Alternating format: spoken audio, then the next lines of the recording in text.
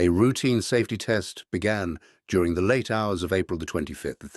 Operators prepared the reactor while systems appeared stable. Unexpected delays forced the experiment deeper into the night. Reactor power dropped to levels engineers never intended.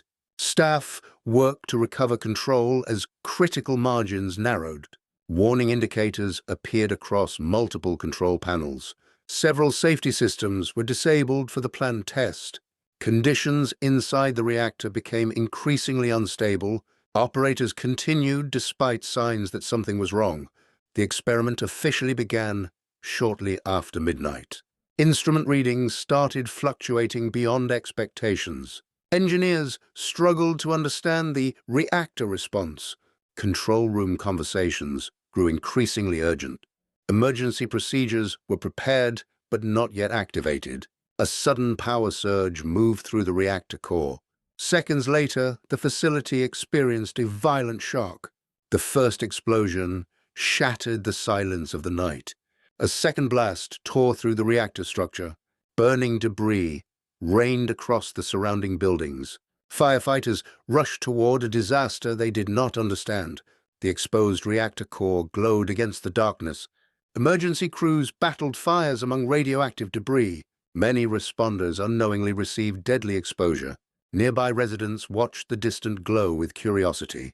No evacuation orders were issued during the first hours. Radiation levels climbed while life continued normally. Children played outside beneath invisible contamination. Monitoring equipment reached levels beyond measurement. Officials struggled to determine the scale of the accident. Helicopters began dangerous flights above the reactor. Tons of material were dropped into the burning core. Hospitals filled with exhausted emergency responders. Doctors faced symptoms few had ever encountered.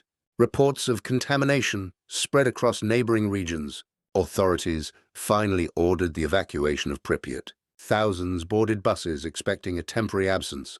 Homes were abandoned, with belongings left untouched. Entire streets fell silent within a single afternoon.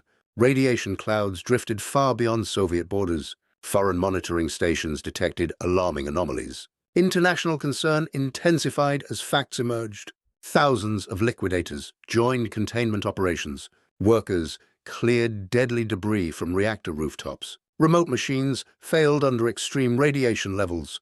Human crews completed tasks technology could not. A concrete sarcophagus slowly enclosed the reactor. Investigators reconstructed the events minute by minute.